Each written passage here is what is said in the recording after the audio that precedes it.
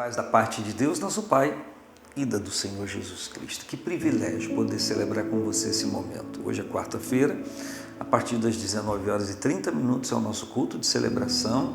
Estamos entregando um tema preciosíssimo de abril, maio e junho. Batalha espiritual, guerra espiritual, luta espiritual, combatendo do jeito certo na palavra de Deus. Enfim, nós vamos ter essa última ministração hoje e será um privilégio podermos celebrar o Senhor e cultuar a Deus. Venha, vamos celebrar o Senhor.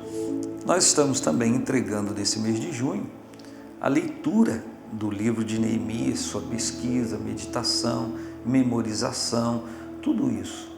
E com certeza é algo muito prazeroso, porque a história de Neemias tem a ver com muitos aspectos da nossa vida. Tem a ver com a história do cristianismo no mundo, com a história do Evangelho de Jesus Cristo, enfim, aquilo que vivemos no Senhor e o nosso dia a dia da família, o nosso dia a dia profissional, vida financeira, enfim, tem espaço aqui para nós meditarmos em tudo.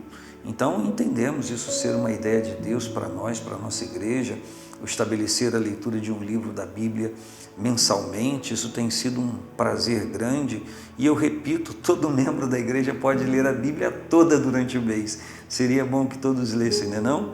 Mas o livro que a gente estabelece para caminharmos juntos na visão, ele é preciso ser meditado, enfim, ele faz parte da nossa vida mensal, da nossa vida diária. E eu quero hoje falar em Neemias capítulo 6, versículo 16, porque tem muito a ver com a nossa história particular.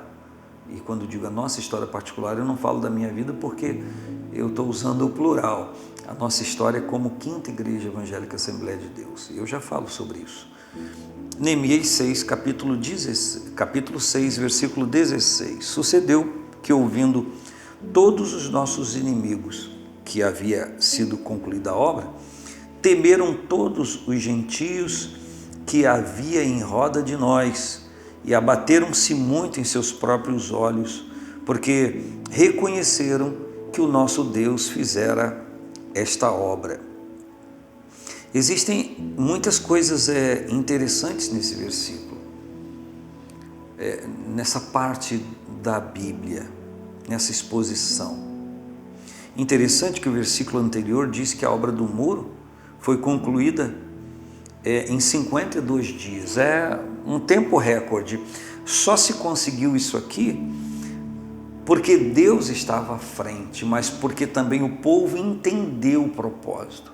E entendendo, eles se uniram um após o outro por suas famílias, foi um pouco do que falei ontem com você. E então, com a bênção de Deus, eles conseguiram vencer os inimigos que não queriam o bem de Jerusalém, nem que aquela obra fosse feita. Tanto é que a palavra diz, o contexto, que com uma mão eles trabalhavam na obra e com outra eles empunhavam as armas para poder se defender dos ataques do inimigo ou dos inimigos. E o versículo 16 que eu compartilho com você agora diz que sucedeu que, ouvindo todos os inimigos, lê-se os opositores àquela reconstrução, os que se opuseram. Interessante que na nossa vida, na nossa existência, tudo que nós formos fazer, sempre haverá alguém que vai nos empolgar, que vai trazer palavras de motivação.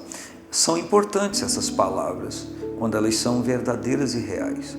Mas sempre nós vamos ter pessoas que se opõem ou que não querem que aquilo que aquele empreendimento, aquela ideia, siga em frente.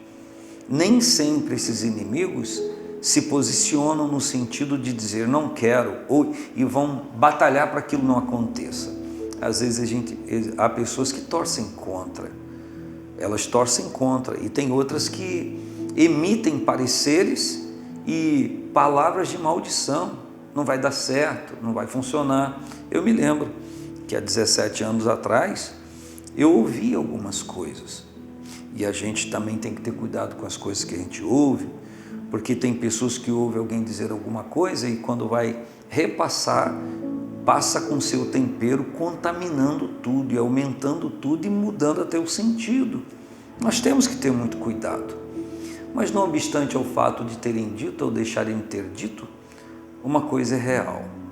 A gente aqui na igreja sabe que foi a mão de Deus que fez, que se Ele não tivesse operado e continuado a operar, estar operando e vai continuar operando, nada teria acontecido, nem nada iria acontecer. Mas, no que diz respeito à obra de Deus e no que diz respeito às coisas do Senhor, não é que Deus é aliado, nós somos aliados dele, porque Ele quem tem o poder de fazer e sabe o que deve ser feito. A imagem da igreja nesses últimos dias tem sido muito contaminada, e eu não estou dizendo que não haja razão para essas falas, essas menções. Não estou dizendo isso, porque quando vem o escândalo, a gente se lembra que Jesus Cristo disse que importa que o escândalo venha, mas daí daquele por quem vier. Agora, por que importa que os escândalos venham? Porque eles vão produzir alguma coisa, eles vão acessar alguma coisa, vão desencadear alguma coisa, nem que seja perseguição. Mas uma coisa é certa, se põe todo mundo no mesmo balaio, uma expressão lá da minha rosa, põe todo mundo no mesmo saco, no mesmo balaio e mete pancada. E a história do Evangelho não é marcada por isso não. A história do Evangelho é marcada por lisura, por transparência, por verdade, por amor à obra. Claro que existem os aproveitadores, existem os sanguessugas, os sanguinários e tudo mais, mas a maioria não é assim. E aí se contamina o curso do mundo. Então, como eu estava lhe falando, sempre quando vai se fazer alguma coisa, e principalmente em nome de Deus, temos que saber que teremos oposição. Não lidar com essa realidade seria um grande equívoco na nossa vida. Mas o texto diz que quando os inimigos ouviram da conclusão da obra, temeram todos os gentios. Gentios aqui, lê-se aqueles que não se envolveram com a obra. Gentios aqui, literalmente fala a respeito dos não-judeus, mas gentios aqui, na minha palavra, você fala daqueles que não creram, naqueles que se opuseram, naqueles que combateram contra, para que aquilo não acontecesse. E a Bíblia então diz que os gentios que havia em roda de nós, que estavam no entorno da cidade, na periferia, abateram-se muito em seus próprios olhos, porque eles lutaram contra aquilo, lutaram, fizeram de tudo, as comissões enviadas ao grupo que estava reparando o muro de Jerusalém, as portas foram várias, com os vários argumentos e assuntos para fazê-los demover do propósito, mas eles não abriram mão. Que tipo de pessoa é você? Você é o tipo de pessoa que pensa em fazer algo e quando você começa a ouvir crítica, você desanima? Quando você começa a ouvir alguém já desmotivado por natureza tentar te desmotivar, você também se desmotiva? Quando alguém carregado de um pensamento injurioso começa a falar blasfêmia de você, você entra nessa? Você desiste? Se a gente desistisse há 17 anos atrás, há 16, há 15, 14, a obra de Deus seria feita por outra pessoa e ela iria acontecer para alcançar o patamar e o nível que Deus quer e espera. Mas como é bom não desistir. Eu celebro com você, irmão, membro da Quinta Igreja, que estava lá 17 anos atrás e que no decurso do tempo se agregou. Eu celebro com você esta vitória. Nós não desistimos.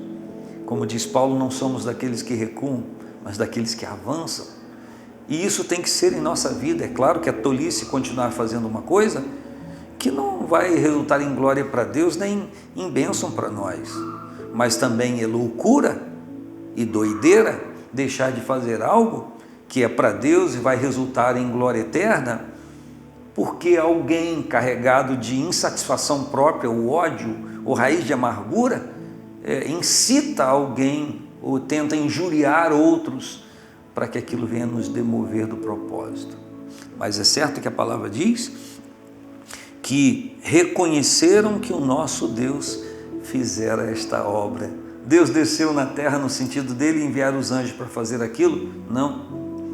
Mas Deus municiou o povo de coragem, de autoridade, de força, de propósito para que fizessem aquilo. Então, exatamente agora que você me ouve, possa haver coisas que você precisa fazer. e que você talvez esteja esperando que o anjo desça para fazer. Não vai descer.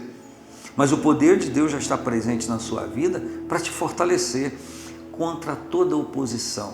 Se está envolvido nisso a glória de Deus e existe nisso um propósito eterno de celebração ao Senhor, vai em frente, em nome de Jesus, e o Senhor vai te dar força, vai te dar inteligência, Ele vai te abençoar. E se isso envolve diretamente o Evangelho, a obra de Deus, a palavra do Senhor, então, que bênção, hein? Um grande abraço, paz do Senhor Jesus.